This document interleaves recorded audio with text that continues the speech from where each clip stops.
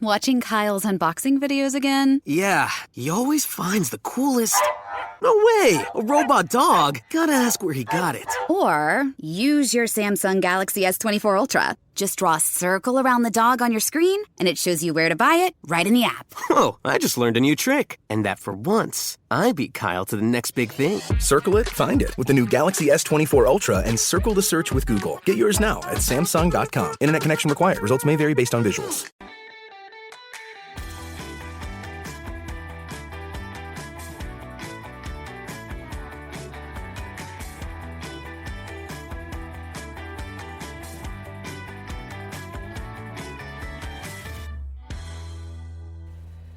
Hello, and welcome to the It's Only a Game podcast with myself, Jimmy. I am joined tonight by Greg and Matt. How are we doing, lads? I'm good, Jimmy. How are you, mate? I'm not bad, recovering after my operation. For those who don't know, because I posted it all over my social media, I had a leg operation 2 weeks ago. Recovering slowly. And the dick removed from his forehead. That as well. But we are an audio medium, so no one's seen that. I promised you not to say about that. Seeing as we're related, Matt. Oh, come on. I'm a brother. I gotta make that joke at some point. If I've got a penis on my head, then so have you. It's hereditary. Right, so, on that note, Greg. There's a weird start. This is the question nobody asked for. Greg, how are you, mate? Yeah, good. Me and Shell got engaged on Sunday in Bath. Is it Bath? It's Bath. Bath. We got engaged in the bath. So I don't want to know what you're doing in the bath. Lovely. Is that how you celebrate it? Was there anyone around there? It could have done. We could have done. Was there a crowd? Radox everywhere. Yeah, I'm good, Jimmy. I'm good. At least it wasn't Durex everywhere. Anyway, and we are joined by... Nice and professional. We are joined by brothers, am I right in thinking? Indeed, two brothers from the Estonian Football Podcast. We've got Reece and Nate. So how are we doing, gents? Absolute pleasure to have you on. Cheers, yeah, doing alright, thanks. Yeah, doing good, thank you. Nice one. Don't be too frightened by our intro. It's usually this chaotic. Honestly, it really is. Greg does the editing most of the time. He's got a job on his hands already. I count. It's not even 2 minutes in. We've only had, 2 or 3 legal claims? Wasn't many. We've got decent lawyers. No, we haven't. We don't have fine. lawyers. We can't afford to make mugs. Never mind have lawyers.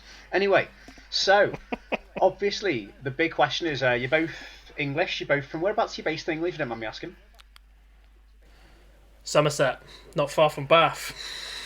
Somerset. Not far from Bath. Oh well, there you go. There you go then. Yeah. Did you see Greg get engaged the other night? Were you there? Just like that. Do you know what? I've only ever been to Bath once in my life, and I was getting a disciplinary at work because that's why I was there. Wow. We'll move on, Jim. Move on. We don't need any more legal proceedings. We've spoken about that. I think Greg's got better memories of Bath, and I've got better memories of Bath than you guys have. So, the question I was actually going to was being Englishmen like ourselves, and I'm presuming English football fans.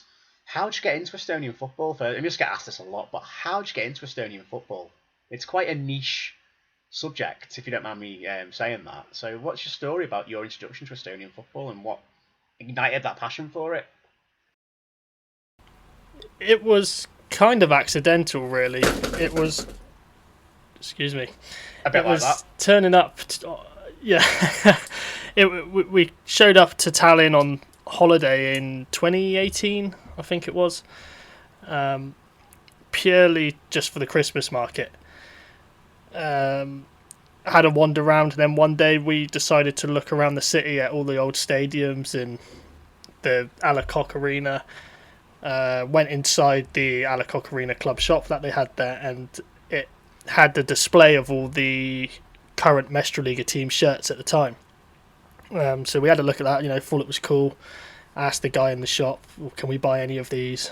No, you can't. You can only buy Flora Tallinn shirts or Tallinna Kalev shirts, whatever they had in the shop.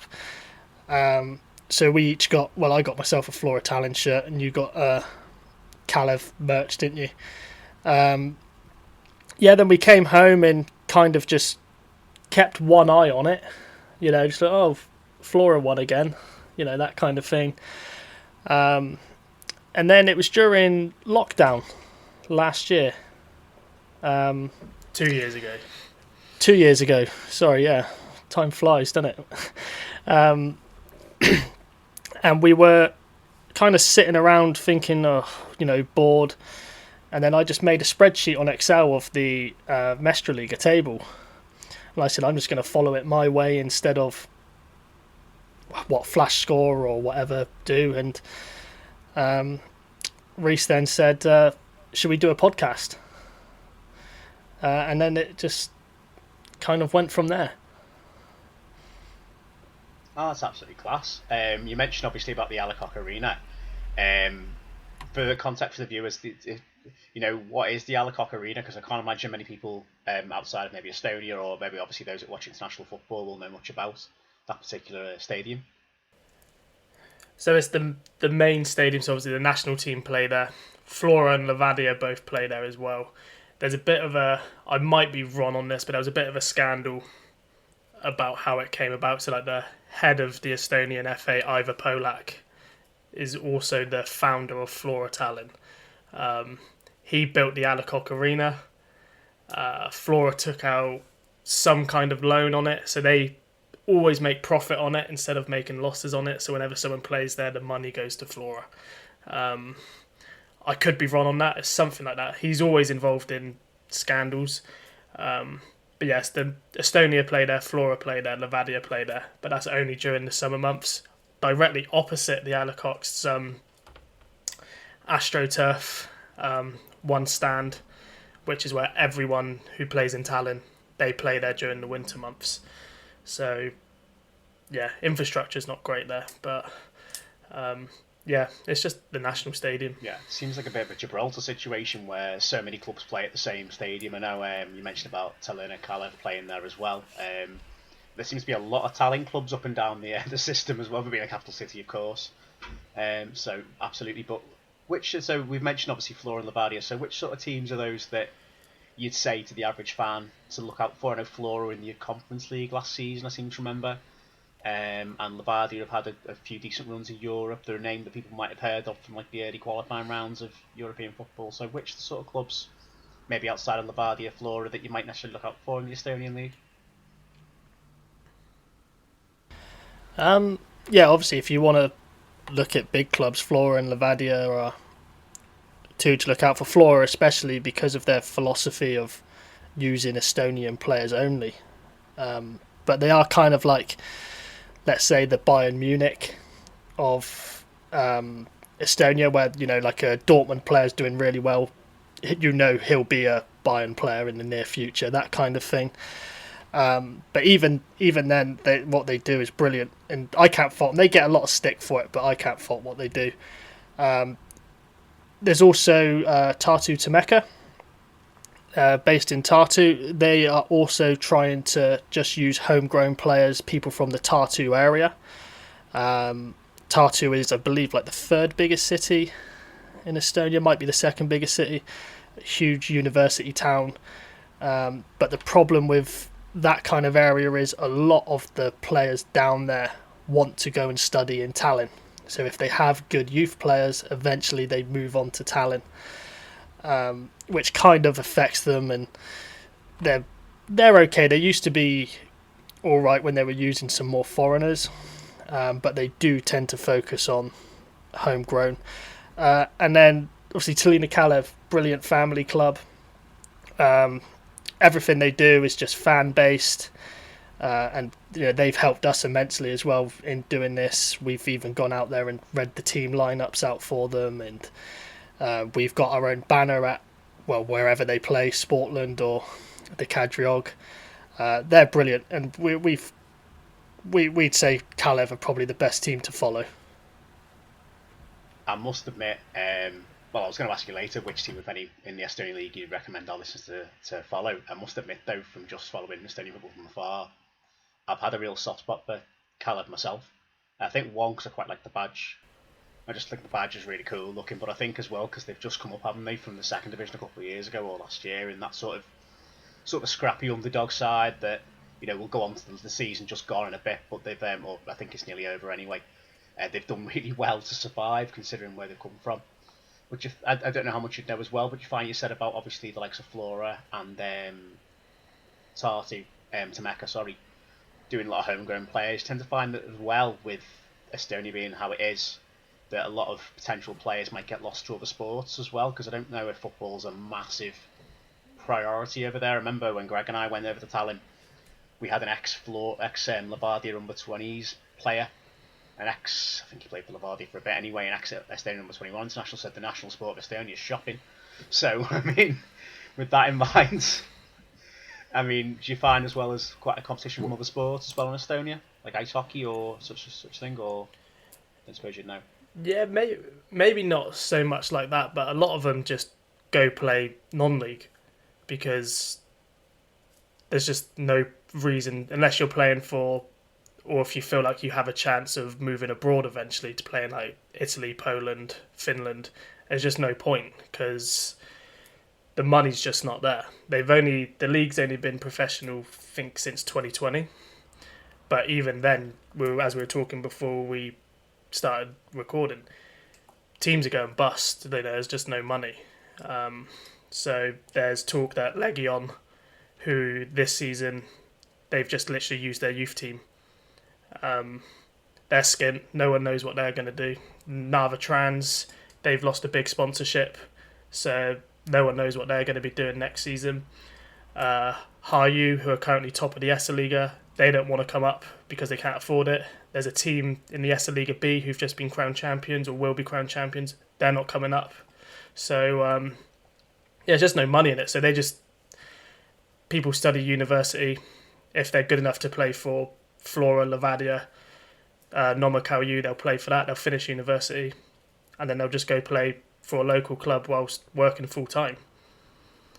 Yeah, I know you mentioned in your most recent podcast with Ivan Lepik, the Poseidon Parnu player, that there's a lot of clubs in the fourth and third division that don't want to come up because, like you say, it must be an expense thing, it must be a personnel thing as well, the playing squad, and we can get on to the disparity in terms of the quality and the resources available to the top sides compared to the lower end, which it's just really sad to see, but in a way as well, it does make you reflect on sort of the system we have in England, which whilst it's quite inherently broken, we've seen clubs, Greg and Matthew and everyone will know about Bury, Macclesfield, and the issues that have gone around those clubs, how lucky we are in the same time to have quite a sustainable non-league and football league system compared to Estonia.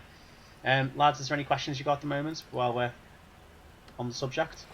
Anything's come to mind? I was going to ask, in terms of, when teams are saying when teams that don't want to come up, are they winning the league and then choosing not to come up, or are they actively not looking to win the league? So they're, say, throwing it to win the season, or is it a case of they just have an option to go, no, not for us, and the system almost stays as it is, so everyone's always staying where they are, if that makes sense?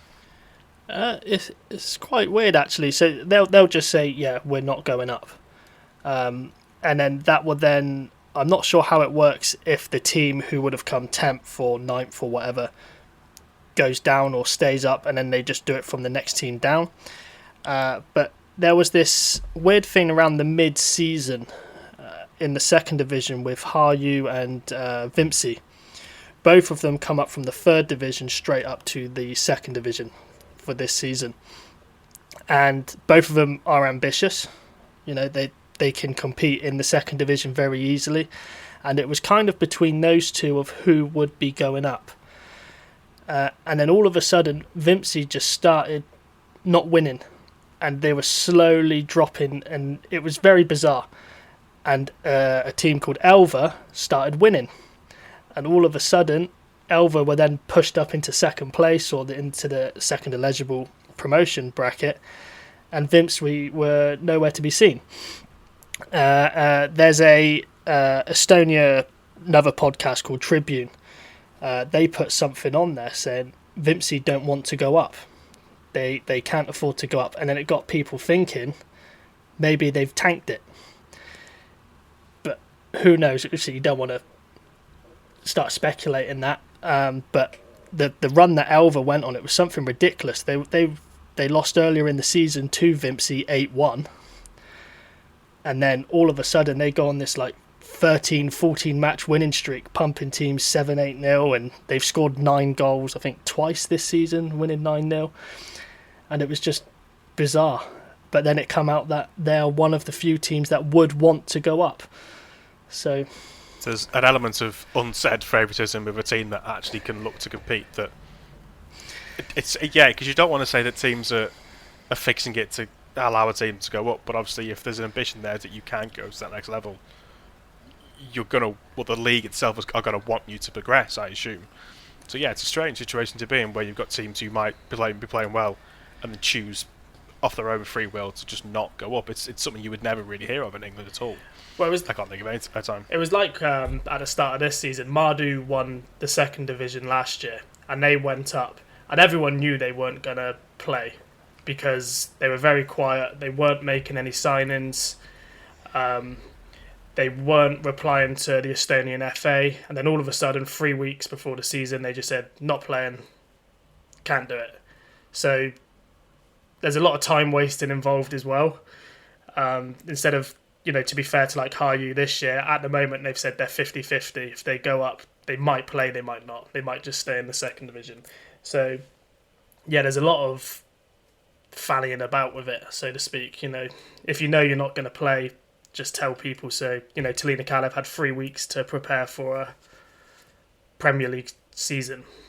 So, yeah, Estonian football is very comical. There probably is a lot of match fixing. It's quite clear to see that in some games it's a bit, I wouldn't say it's like over the top, but you just know sometimes teams just can't be asked. It's not like the African leagues you see where it's like completely obvious that teams are actively looking to throw games. Some of them was it beautifully done, artistically finished. Like, was it Cameroon or Nigeria where the fella took the penalty, literally span round, kicked it 90 degrees away from the goal, and then put his hands like, oh! As if he's like absolutely gutted. It's like, mate, you kick it at the corner, flag, it can't be gutted. That's amazing. I don't know. The audacity to turn around and go, well, sorry lads, give me best shot. It's just the conditions. Brilliant. The pressure got to me, lads. I forgot where the goal was. Yeah. Just happened. The flippers on my feet meant the ball just, not on brilliant. that level particularly. Iconic. But going on to the season that just was, or still kind of is, I think it's still going, but it's towards the end. Flora champions again. They've regained it from Levadia, who won it the year before. And sad to see Bapris go down. I mean, I'm sad there because they responded to me on Twitter, so I'm quite sad they went down. That's the only reason why. But thoughts on the season just gone, lads? And how they matched up with your predictions you did at the start of the season in your podcast? It's been all right. Our predictions have kind of been, we predicted Levadia to retain the title and Flora to come second, which in our pre-season preview podcast, one of our guests actually said it's generous for Flora to be second and it should be more third or something, because they lost, key players. They lost Saponin to Piaskovice. Igonen, the goalkeeper, went to Poland in the first division. Centre-back Martin Kusk went to Ujpest in Hungary. So they lost like the whole spine of their team. And, people were just kind of wondering who's going to step up.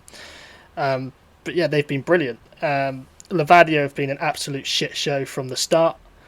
It's been comical. European campaign was embarrassing. They lost 6-1 in Iceland to, was it Vikingur in Iceland? Humiliating. We actually called it embarrassing, didn't we, to an Estonian journalist? And yeah, then got told, who are these fucking idiots, blah blah, like but yeah, they are coming over here judging our football. Yeah. But they've had what they had Vladimir Vashilev, fourth head coach, I think. Savic starting off the season as head coach. Then they went for the Ukrainian guy who had one game in charge, lost his only game in charge to Kurasar. Then they replaced him with... Oh, no, it was Stojkovic first, wasn't it? Stojkovic after Savic and Vashilev. He was in charge for, I think it was something like 13 games or something. Yeah, they did him dirty as well. Yeah, very dirty. Then brought the Ukrainian guy in. He lasted one game. They've now got Nikita Andreev, who was coaching the under-21s, and he also played a bit last season, didn't he, for Legion, and he's been around Estonia a while. And the sporting director's on his way out as well. It's been a mess, an absolute mess. Am I right in thinking as well, I know you alluded to this on your most recent episode, that there's basically a massive exodus at Levadia, so we don't know what they're going to be like next season. They're usually top 2 with Flora, but who knows what's going to happen now. It's basically like the UK government. It's like different head every couple of weeks, and I was thinking just chopping and changing constantly. No one knows what's going on. Is that what's going to happen, although? I was thinking, I've heard this story recently. Yeah. It's like, well, a lot of the players were on 2-year contracts, which is expiring this year. A few players would definitely be going. There was Lilu, the Brazilian striker. He was actually banished from the first team altogether when Ivan Stojkovic took over. He's now back in the team, scoring goals. So, but we managed to speak with him, and he's literally leaving Estonia after the last game of the season. As soon as the game's done, he's gone. So he's gone. There's loads of other players out of contract who's going to be on their way. So yeah, I'm not really sure what to expect from them in the future, because they're just a shit show. So I suppose on that, really looking forward with Flora being the Bayern Munich of Estonia, but Levadia being the UK government.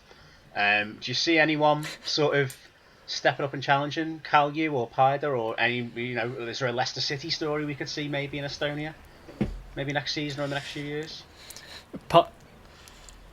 Paida are actually a really good story. They came up through the lower leagues and then came up into the Premier League. They've improved, I'd say, every year, despite a few years ago they come second and now they're like bouncing between third and fourth. But they've got a really good project.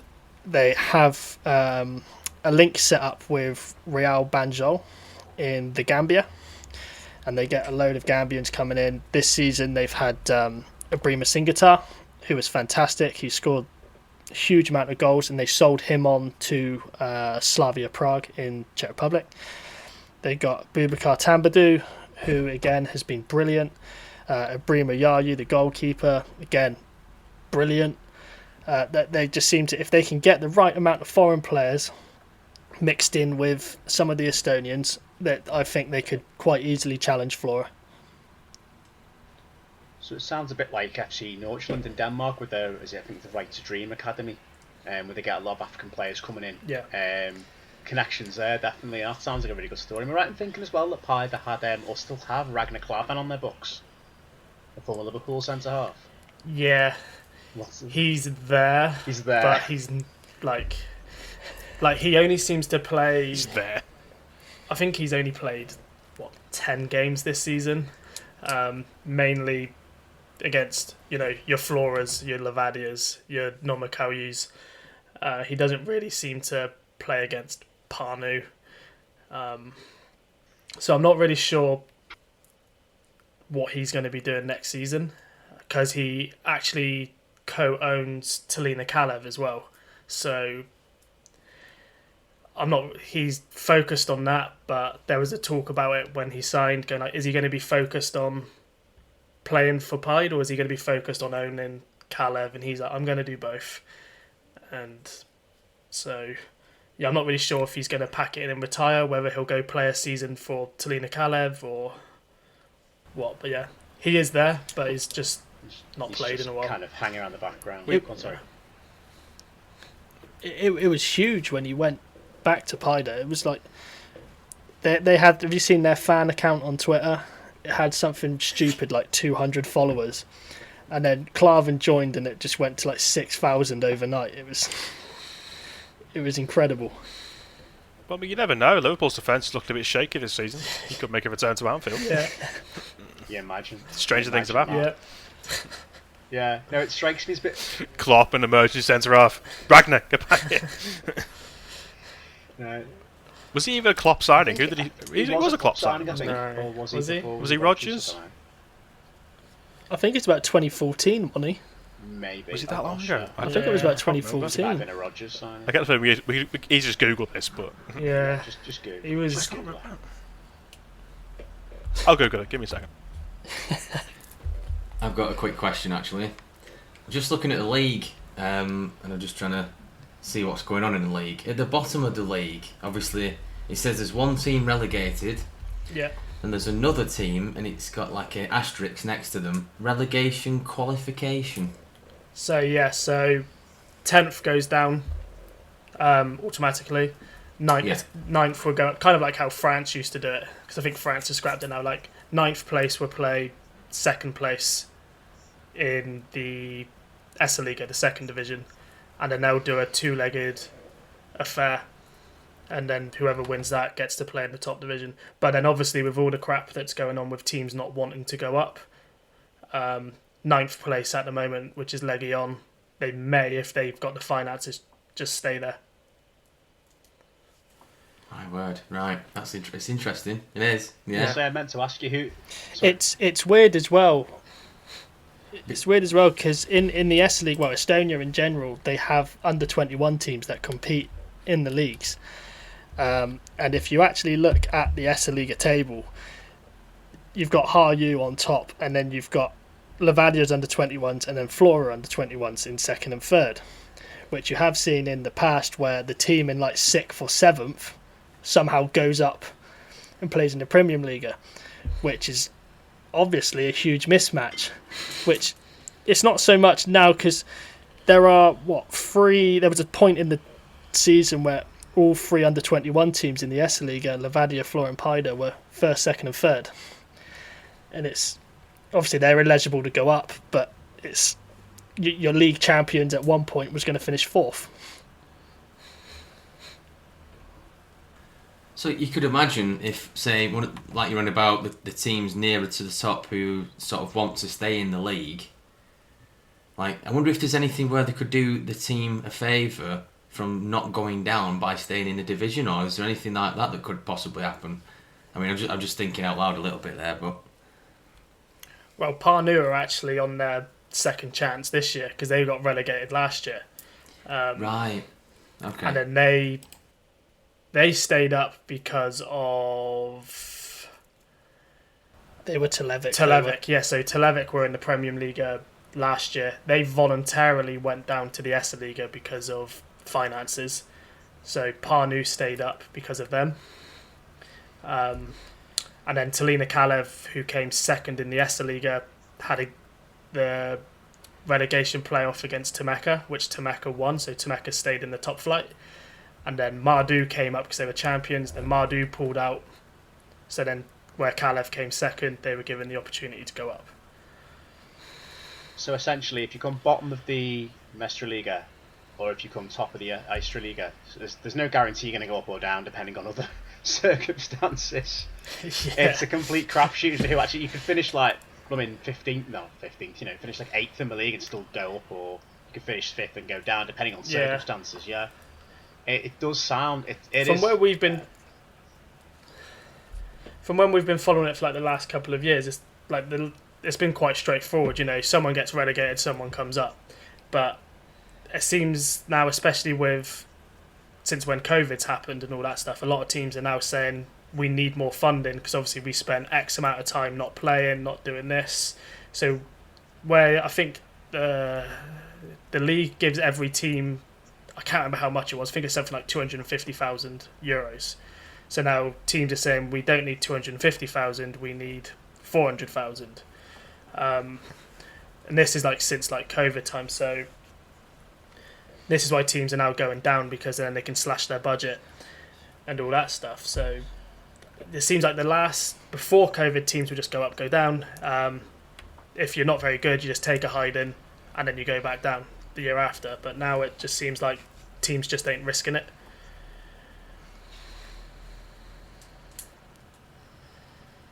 Like West Brom and Norwich. Fulham, Bournemouth. Except, can you put? I think Fulham are playing up well this season, so they're going to break the mould of being the West Brom and the Norwiches, which is quite disappointing. Yeah. Well, saying that, we're only 13 games we're not in. far in yet. So long way to go yet. Right, we've spoken about the league. Sorry, quickly. On Ragnar Klavan, he was a Jurgen Klopp signing. Okay. I just checked. So He's the most expensive Estonian footballer at £4.2 million. Wow. Not bad. According to Wikipedia. Learned something today. Fair enough. I learned a lot today so far. There you go. Moving on from the league. That's my input. I'll log Cheers, off. Matt. Cheers for that. Until next time. No, moving on from the league, I really want to talk about the Estonian Cup. I think you guys know exactly why I want to talk about the Estonian Cup. It's fucking amazing. Like, I did some research on just this season's cup alone. And Pydra are the current winners. Fine. That's not the story here, though, and you know it's not the story here. In the first round alone, Tallinna Wolves of the 5th tier lost 12-0 at home to Flora Tallinn's under-19s. You've got Tabasalin beating Parni Poseidon's second team 26-0. In the second round, you got Harju beating Tallinna Estham United 29-0. You've got all kinds of stuff, and some of my favourite facts. So tight games then. You know what? I feel like some of these sides don't want it. A bit like they don't want to go up. They don't want to progress in the cup either for some reason. Don't quite know why. I feel like there's maybe a little bit of, but it does seem to me that they like just kind of throw all the teams in a pot. Some get a bye. They're like the French Cup. Will shut the first division sides in with the 8th division or whatever. Just go and have fun, lads. Just as an absolute, like, it's Bedlam who gets who. What have you made of the Estonian Cup? Because I know you've put quite a bit on your Twitter about it when it's on. Because every single week there's a stupid scoreline goes up there. I think it's brilliant. It's an opportunity. Like, obviously here we have the FA Cup with, you might get someone like Kidderminster Harriers like playing West Ham like they did last year, and it seemed like this magical story. And obviously Estonian football, it's not as big as that, but I think it's nice that you can have the amateur teams. They can potentially go up against someone like Flora Tallinn, going up against someone like Konstantin Vashilev, who's got over 130 Estonia caps. For an amateur player who's never been near anyone of that ability, that must feel brilliant, even if you are being pumped 25-26-0. On the other hand as well, there was one a few years ago where Flora actually played their under-19 team in the cup. I had that stat down. Ah, yes. I was researching it before. I was like, that's amazing. Go on, though, Nate. It's such a good story. Can that work? Yeah, and I think it finished 12-0. I think it finished. But the amazing thing is they didn't take the foot off the gas. Like you'd expect. Just a little training session, I've got it down here that have a few of the more. Gets to 3-0. It's alright, lads. I've got it down here that it was 9-3. No, it wasn't 9-3. I mean, I've got it in the 2018 semis. Flora beat their under-23s 9-3.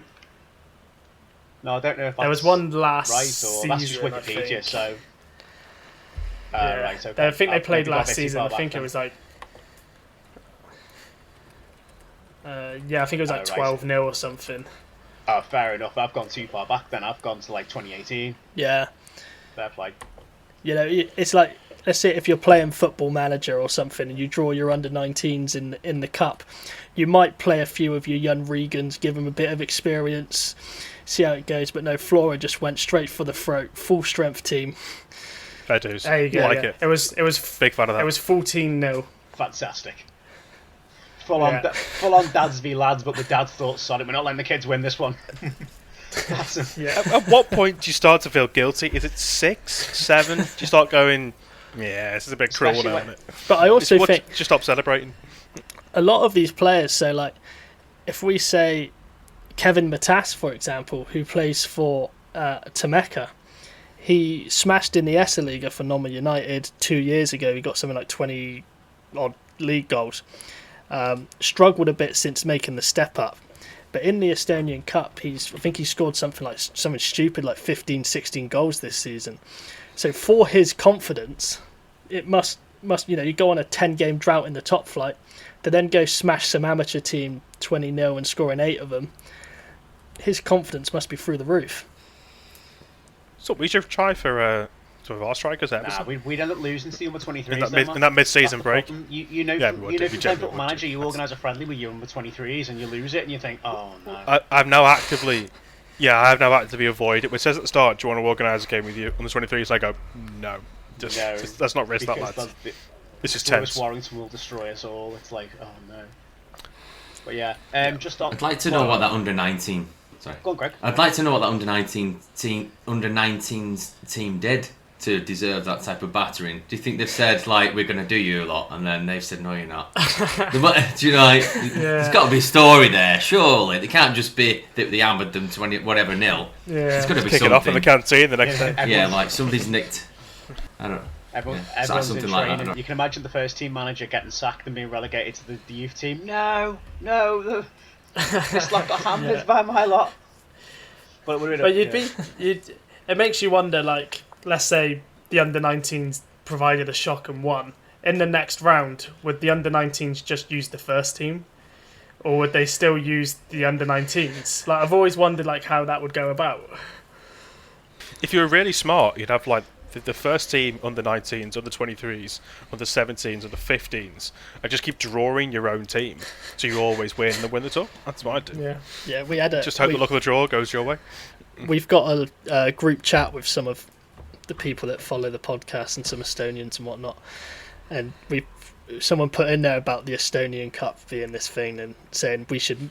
If it wasn't for the residency rules in Estonia, we should have entered a Estonian Football Podcast team into the Estonian Cup, and somehow surprise everyone and win the lot and try and find a direct flight to Kosovo for a European game and getting back to work the next day. Yeah. Well, you laugh, but imagine putting the holiday request in. What are you going off for?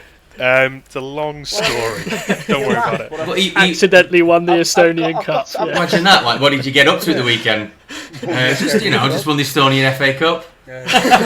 Any plans for the week? Yeah, I'm playing in the UEFA Conference League. I'm away at Feyenoord. Yeah, big boss. We're on BT Sport this week. Steve McManaman's watching. I'll go, maybe yeah, not. all of us wearing different coloured shorts and socks and shirts. No official Ladder in kit. jeans. What's the colour scheme today, lads? White. Right, I've got an England shirt. I'll put that on. What are you wearing? Like Real Madrid. All right, Sam. Turn up, just like proper dog and duck material. Goalie's wearing gardening gloves, that kind of thing. The cricket pads on. Got any shins, got any footy boots? Nah. Or even worse, you just turn up in bibs. With the bib team and you're the non-bib team. But you've only got 10. Yeah, exactly. Yeah. Where'd you get these bibs from? Mothercare. But yeah, no, you joke though, but I'm looking at some of the team names. There's Tallinn transfer-wise.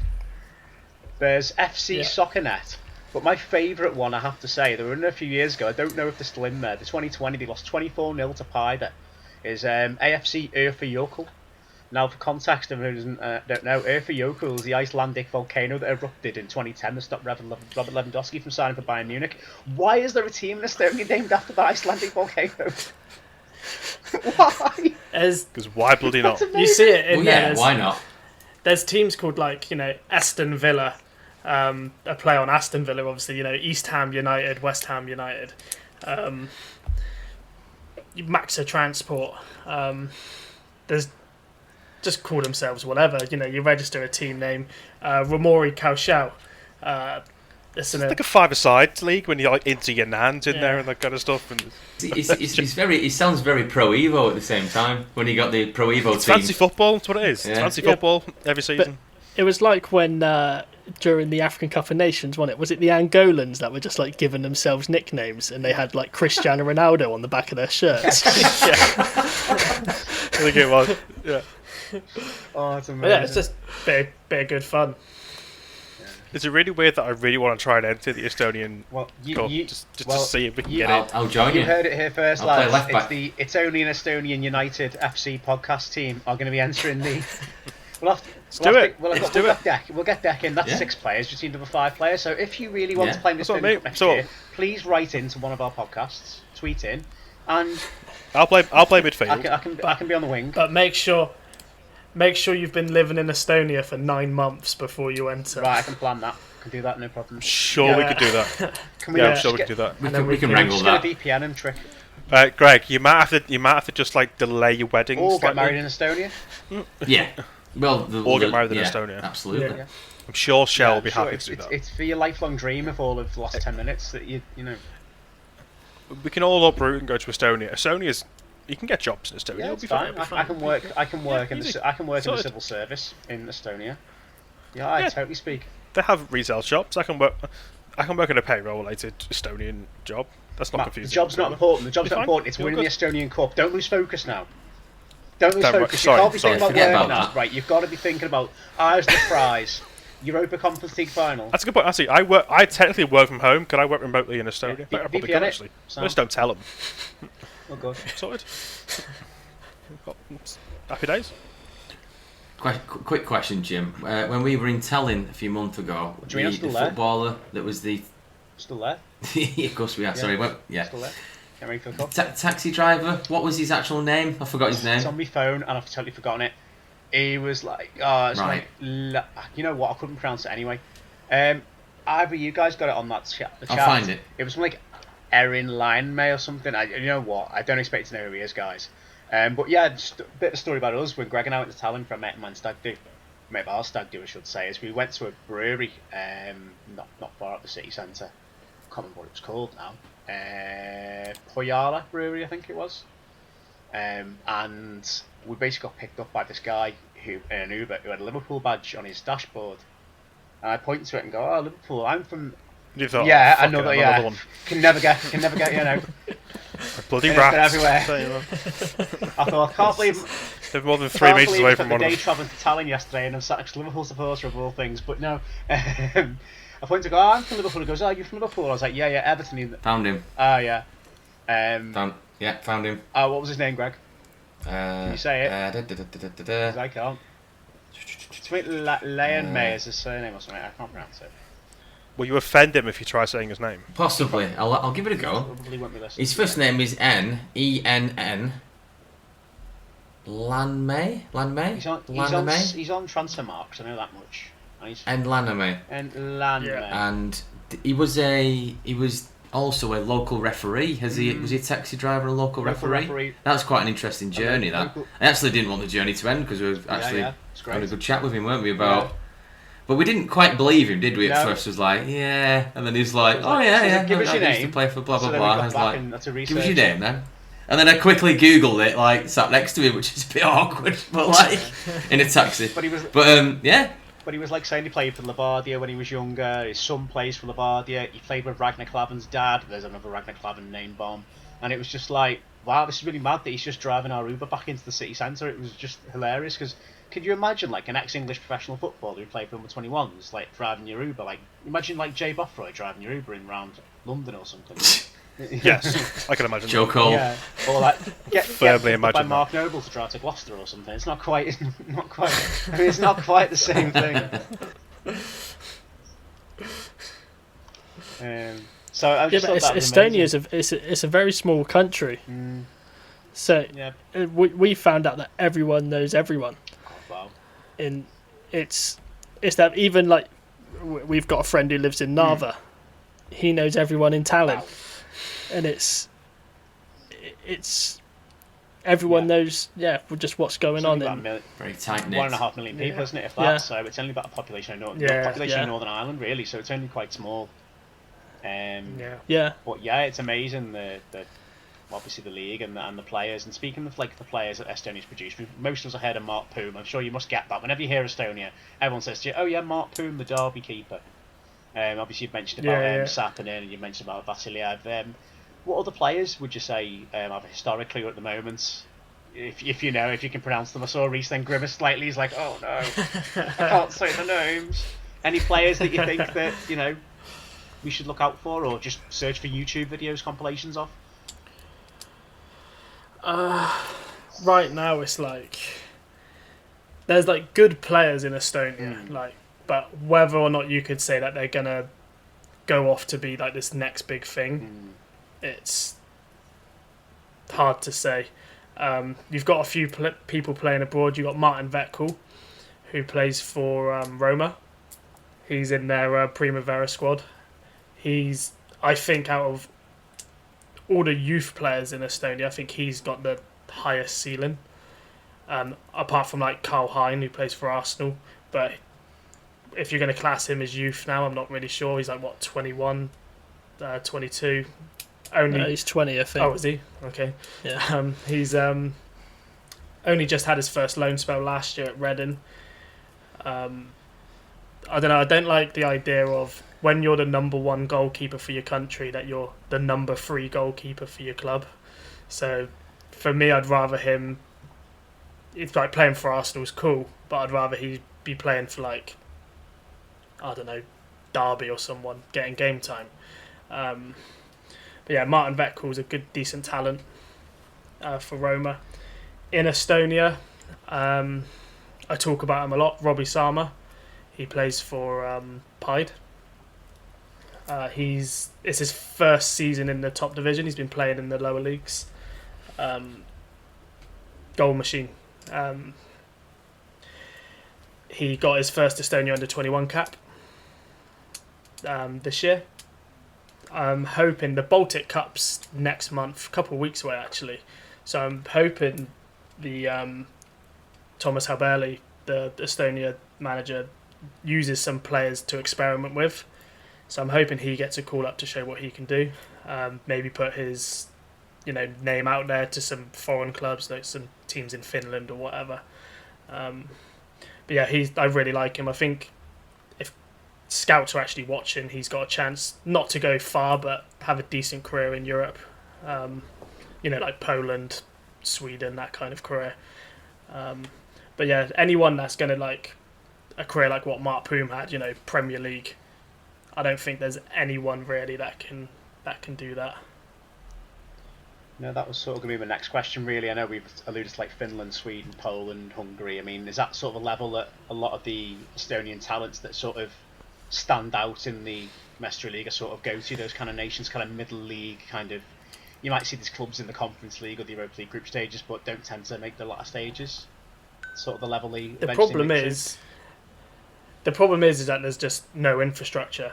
Tallinn have one big dome for the winter, so everyone goes there in the winter. Like Tartu doesn't have anything, Narva doesn't have anything, Pärnu doesn't have anything. So in the winter, no one's playing football because there's just nowhere. If you're not in Tallinn, there's just nowhere to play football. We mentioned it earlier.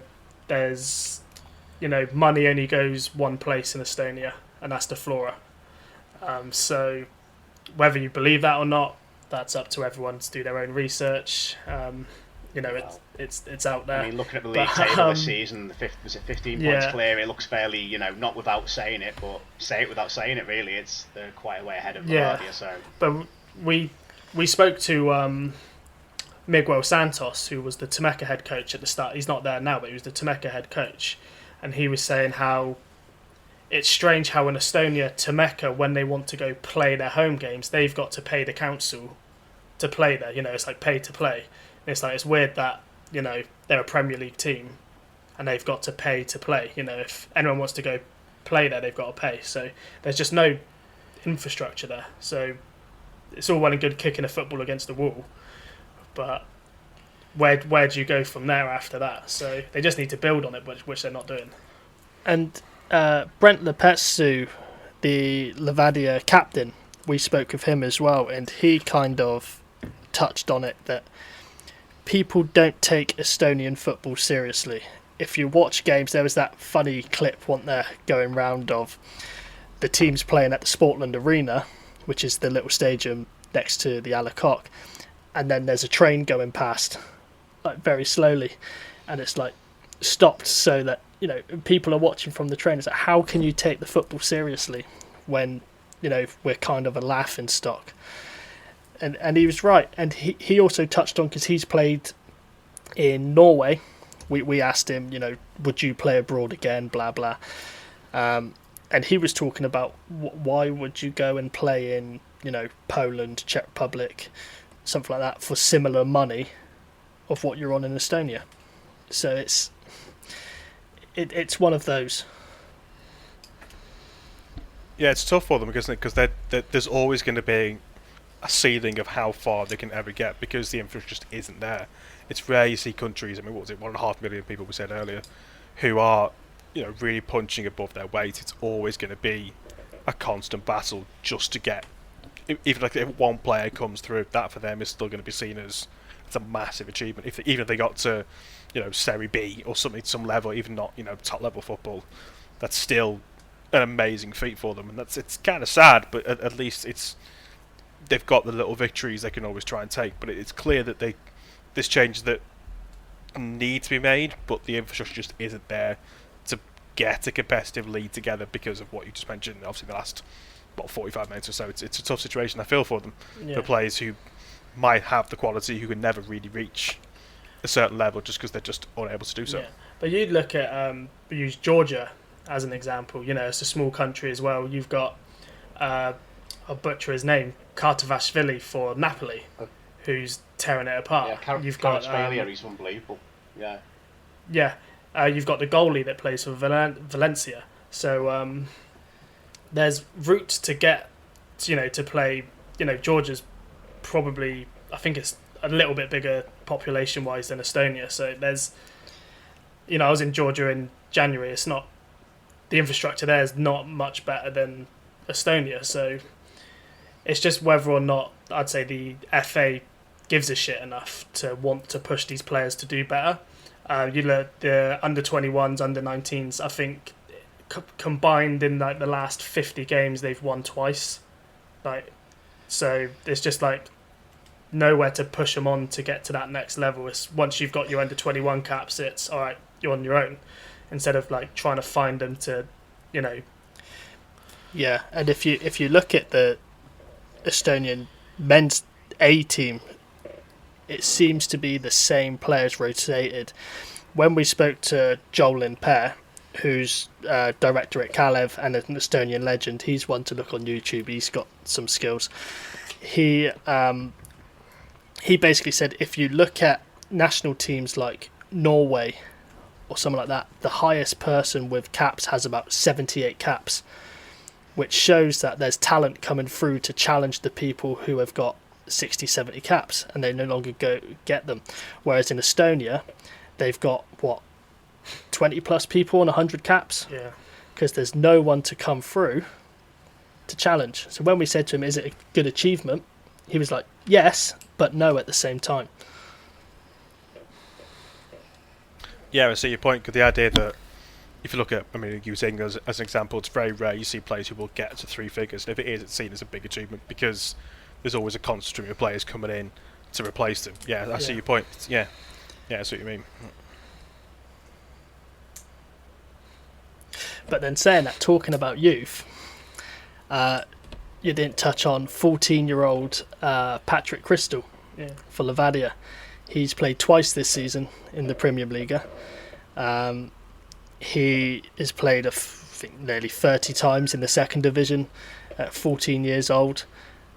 He's the son of Marco Crystal, who was a goal machine for Kalju. Was it Kalju he played for? Levadia, Can't remember. I think it was Levadia. But either way, he smashed goals in. So he's got his dad was a top player in Estonia, and everyone's excited about him. They're saying he's 14 years old and he's got the brain of a 26-year-old. And the way he speaks, I watched his interview after his debut with subtitles, of course, and the way he speaks, it was as if he was like, John Terry doing a post-match interview. It was just insane to see a 14-year-old speak like that. So hopefully he can be the next star. Remember the name? What was that name again? Patrick Crystal. That's quite easy to remember, actually. I don't know why I forgot that. Sorry. Making notes for my I was going to say football manager save this year. I was going to make a joke before when you obviously tell what players to look out for, and I thought, Matt's making notes about these players. He's looking at Wonder Kids now for FM. Big time. Yeah, Patrick Crystal. Big time. Yeah.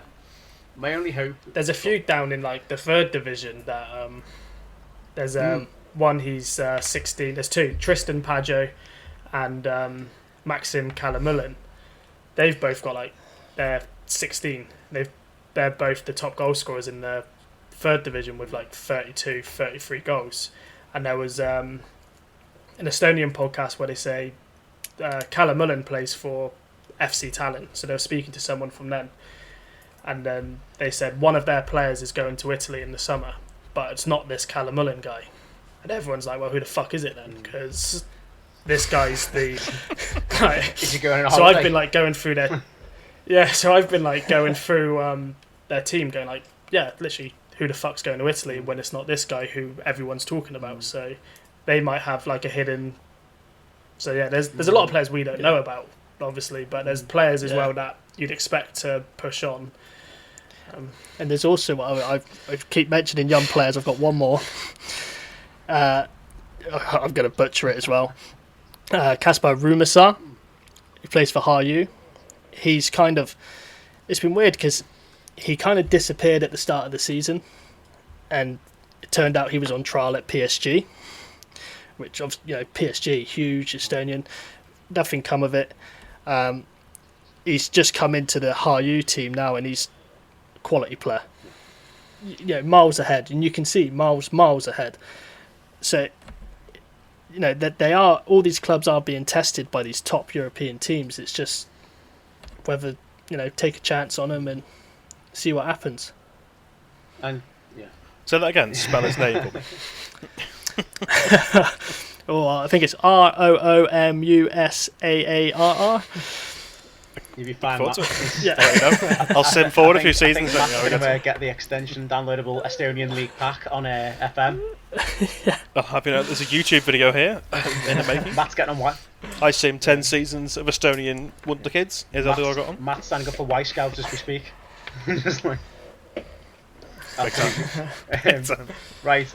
And do you find as well, I don't know obviously how much you know about what the Estonian media are like when it comes to footballers, but I know as soon as anyone kicks a ball in anger over here, as you know, it's like they're the next big thing, and the pressure the media put on young players and all that. And is it the same? Because I was thinking obviously with regards to like Patrick Crystal, let's hope he doesn't get hyped up too much and keeps himself level-headed, but is that a thing over in Estonia, or is it a case of, well, if he's any good, he'll prove he's any good, and if he's not, then, well, oh well? I'm not too sure. Like you read the forums, and then there's like, if Nomakau, for example, they're like team-wise, they're usually in some kind of scandal. So people will be like, ha ha ha. Like what is kind of like where like Liverpool fans rib out Man United fans, and rival fans saying blah blah blah. For players, I'm not really sure. People like good luck kind of thing, but I don't really think there's that same like, pressure, kind of, like pressure on it. No.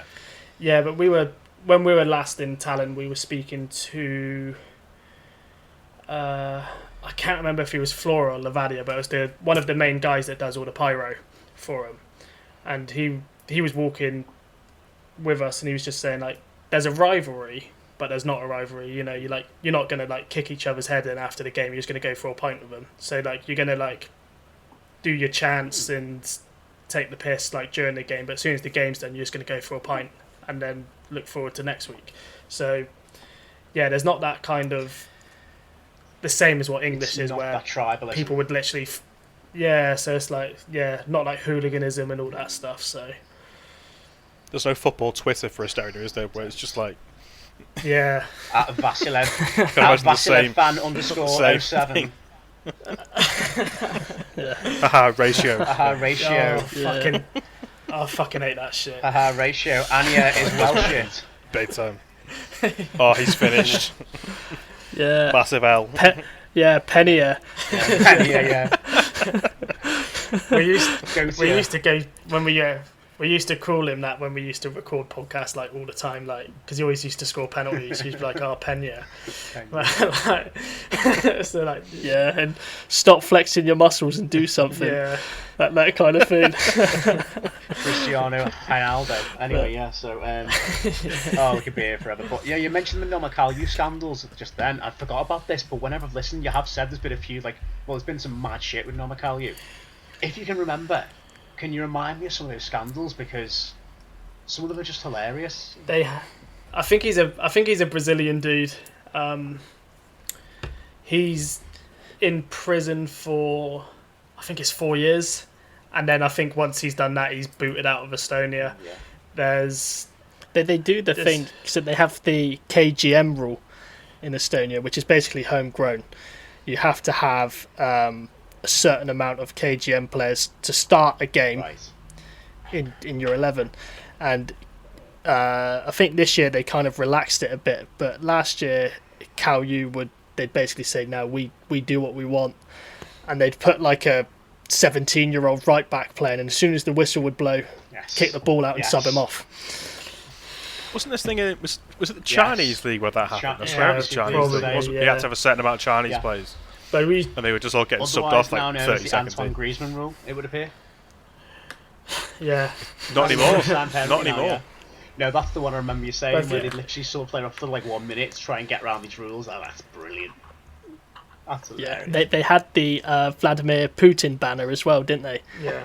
But the fans took the anti-Putin banner in, and then Cal I think it was kind of like, no, we didn't authorise that, you can't do that. And then they kind of, again, put their stance off, no, we are against the war, but you've got to ask permission before you put a banner up. Yeah.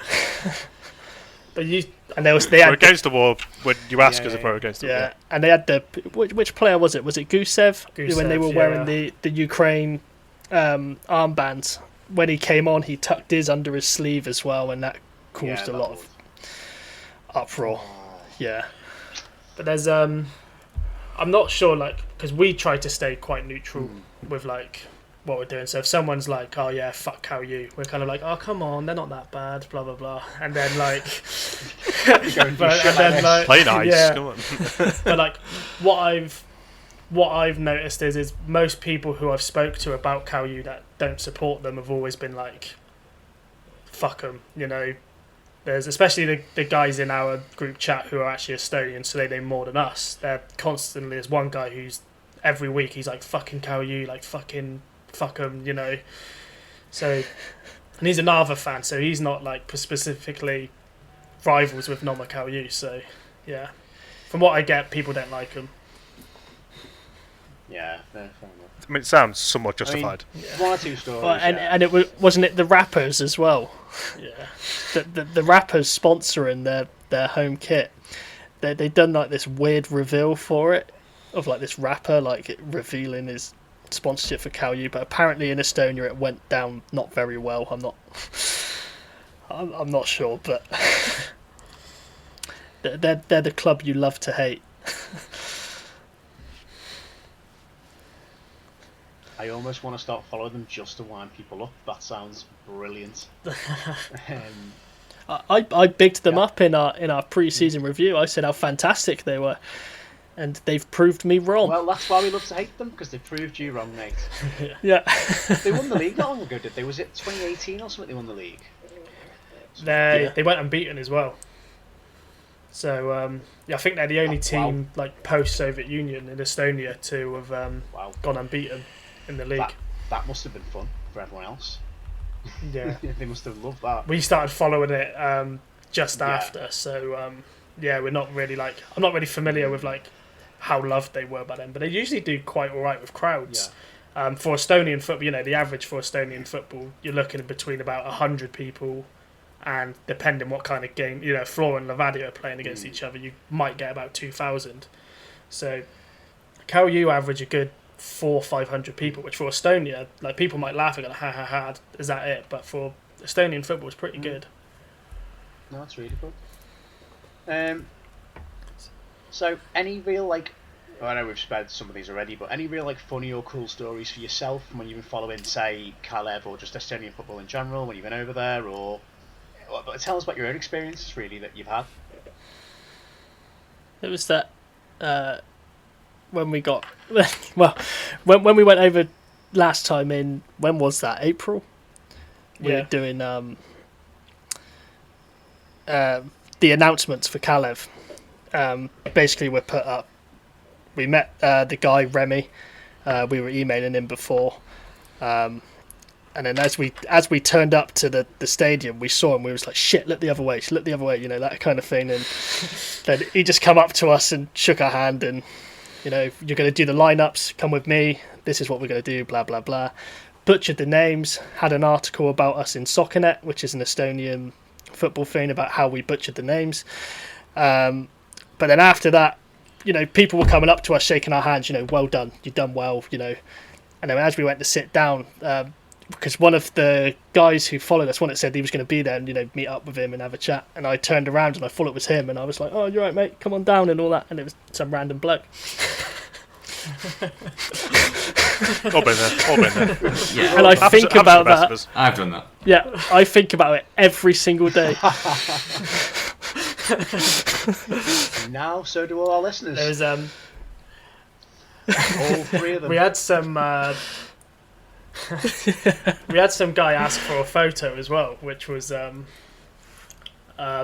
really surreal, I guess. I don't really like, because we were with our friend who's there, and then the guy just walked up to us and he was like, photo. I was like, okay, and you just kind of stood there like, you know, like I've never had anyone like ask for a photo before, so I don't really know what to do. And we were walking through Tallinn, and then you just hear some people shout, Estonian podcast. So it was like, yeah, it was like, do we turn around and acknowledge them, or do we pretend we didn't hear them and just because we don't like that kind of, you know, where people are like, we're very like shy people, so we didn't really know like how to. It was cool, but we just didn't know how to react to it. That's genuinely amazing. I can't imagine being recognised in the street for like. I mean, imagine if someone did that to us, Greg, Matt. I mean, imagine if someone started shouting to us, they'd be like, "Oh no." What? I get it all the time. What are you on about? I'm kidding. Do it. Oh, Greg, you know what it is? Because we're the stars. Well, there you go. Yeah, it's tough. It's tough being the best on the podcast. It's a hard graft. It's tough being the brains. Appreciated clearly, so yeah, really not. It's weird though, because we're not sure really how well we're taken out there. Like when we had our article with Delphi Sport, which is basically like the Daily Mail of Estonia, who kind of twisted our words when we spoke, and the article basically read as if we were shitting on Estonian football, basically saying, you know, we're better than that, but we're going to talk shit about it, kind of thing, which isn't what we said. Obviously, reading the comments on that were very hurtful. People were saying horrible things about us and all that, and then we'd put it on Instagram and Twitter, you know, basically just, you know, apologise, and we didn't say that, and we had, you know, players and Estonians message us, you know, it's Delphi Sport, you know, it's what they do. Kind of like the Sun, I guess.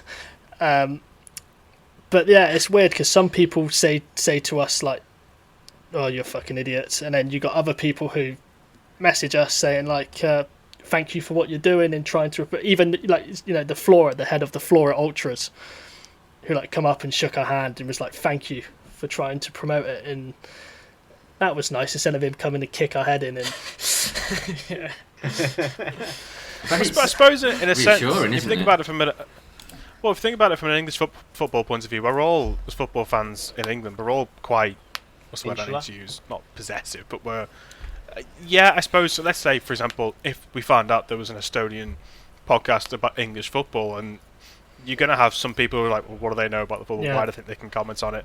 It's no different to either way. You're going to get people who are unfortunately always going to have an issue with what you guys are doing, but it's good to see that there's been some appreciation for you to say, well, actually, we're shining a light on it and we're bringing more eyes to it, and more, you know, which is always a good thing for any football league. Yeah, well, it's like, you know, there's life outside the Premier League, isn't there? There's, you know, exactly. Some people follow the Bundesliga or the Serie A, La Liga.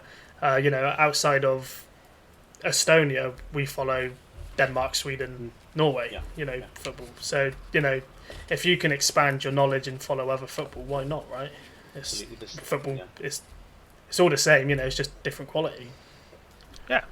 And that's what we're all about here, is there is life outside of just like the big 5 European leagues, or, you know, 4 leagues in England and all that. There's a whole pyramid in this country, and there's football all around the world, and that's, I think, what you guys and us and all of us are like-minded in wanting to promote football from all 4 corners of the globe, really, and just learn about different stories about everywhere, because football is it's the same game, but there's uniqueness and there's different stories and just complete differences wherever you look, and there's always something interesting, something exciting. Lads, is there anything else you'd like to add at all? I'd like to put on the record that we say all the time, we are not journalists. We do not claim to be. We do not claim to be journalists. Leave us alone. We are not journalists. Fair enough. You heard it here. We are avid You heard fans. it here. They are not That's journalists. a great name for a band, don't you think? Yeah. Leave us alone, we're not We are not journalists. journalists. I work in a coffee shop, for fuck's sake. That's your Yeah, first. yeah. That's your new debut single. We are not journalists. I work in a coffee shop, for fuck's sake. I'm getting Arctic Monkeys vibes. I'm getting 2005 Alex Turner vibes off that, to be honest. Definitely. I'd say more 2022, basically. Fair enough, then, yeah. No, Greg, Matt, any other questions you want to ask the lads at all, or apart from what's it like to work in a coffee shop? What coffee shop is it? Cafe Nero. Oh, nice. Yeah. I like Nero. Funny enough, this is not football related whatsoever, and I can't believe I'm going to ask this question. I had to rank my coffee shops in order the other day, and I did put Nero top. I put Nero top, Pret second, Pret second, Starbucks third. Okay. Yeah. All right. And then Costa last, which, judging by reactions, is controversial. Yeah. So I'd say Nero's top. Without I always shit on the company of Cafe Nero, so that's not being biased. So yeah, Cafe Nero's top for coffee. Then I'd probably go Costa, then Starbucks, then Pret. Interesting. I think Pret's shit. Toilet water. There's the title of the podcast. The issue is, it's not very often I actually go to these. But Pret toilet water. And I sell electrical appliances if you're interested. I used to sell electrical appliances. I've got a Who'd you sell them for? Who'd you sell them for?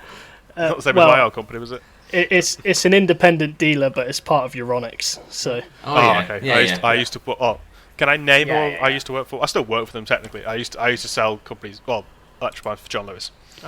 Boo! Yeah, we don't like John Lewis. Yeah, good. Sod you. John Lewis is part of Cafe Nero. Cunts. It is. Yeah, no, Waitrose. I forgot about that. What? Yeah. That's a revelation. Oh, hilarious. Yeah. Waitrose and Nero's are selling. Yeah. We're selling Nero's coffee, aren't we? Something like that. Yeah, Taking your customer away. Yeah. we say John Lewis, you Tory bastards. Brilliant. I want to disagree. I really want to disagree. I really can't. But then saying that our clientele are Tories, so. I mean, my literal boss is a Tory, so I can't really say anything. I work in I'm all I'm going to say is I work at the Home Office, so that's all I can say about that. So it's only Gregor keeping it real. Not sticking it to the man. Yeah, I'm a graphic designer. I just make booklets for a charity. Nice. So nobody can kick me to death with that. he makes booklets about but damn you for doing good. Exactly. He makes booklets about coffee and electrics. There's an ending for you. Right. On that note, gents, where can we find you on the social medias then, and all the platforms that you may present your world of Estonian football knowledge? We are on Twitter. The handle is at Estonian FBP. We are also on Instagram. The handle for that is slightly different. It is EFP_1992. Our podcasts are on Spotify and Apple Podcasts. Obviously, Estonian Football Podcast. And I think that is it for social media. Shooting Defence Network as well. He's really helped us out a lot, actually. His name's Stel. I don't know. Shoot at Defence. He gave us a message one day as we were starting out and said, let's have a chat. Blah, blah, blah. We spoke of him. Basically, every time we record a podcast, we send it to him. And then he puts it on his channels as well. He's with another group of podcasts. And it's like he wants to move away from like the Arsenal fan TV kind of thing where everyone's just shouting into a microphone and not really giving an opinion. So yeah, there's loads. He's got loads of stuff going on, like loads of different podcasts. He's helped us out with, I don't know how he does it, but he gives us phone numbers for Estonian footballers for us to message, and then he puts it on all his networks, which is nice. Anything we do, it's free. Anything he offers us is free. There's no payments. Obviously, we're just random people that talk about random things. So, but yeah, he's who are not journalists. Not journalists. Yeah, not the journalists. Although if there's anyone out there that wants to pay me to be a journalist, I will do it. You mean pay to act like a journalist? That also includes us. We can act like journalists. We are not journalists. But except when I mess up, then I'm not one. Yeah, absolutely. All I will say, gents, if there's nothing else to add, is thank you very, very much for your time this evening. Appreciate you've had a long day at work doing the things that you do, sticking it to the man and all that, making coffee and selling electrics, fantastic. Of course, you can always find us on Spotify and iTunes at It's Only a Game, or indeed on Instagram at It's Only a Game _podcast. Obviously, It's Only a Game on Facebook, and It's _only a game on Twitter. Okay, so I think we can all agree, gentlemen, that wherever we are in the world, whatever coffee we like to drink, wherever we buy our electronics, football is football. And remember... Yeah, fuck curries. Fuck curries. Fuck off. Thanks for that, Matt. You can fuck curries, of course, and remember... Fuck curries and fuck Storm. Fuck curries, PC World, there you go, sorted it. Is that for the dickhead joke? Be that as it may. You've ruined it. You're the one who interrupted my outro. Anyway, wherever we are in the world, gents, whatever leagues we follow, just remember, don't get too upset about it. It's only a game. Thanks, everyone. Until next time. Cheers, everyone. Thank you. Thanks for listening. Cheers. Thank you, everybody. Thank you, Cheers. gents, for joining us. No worries. Cheers. Sports Social Podcast Network.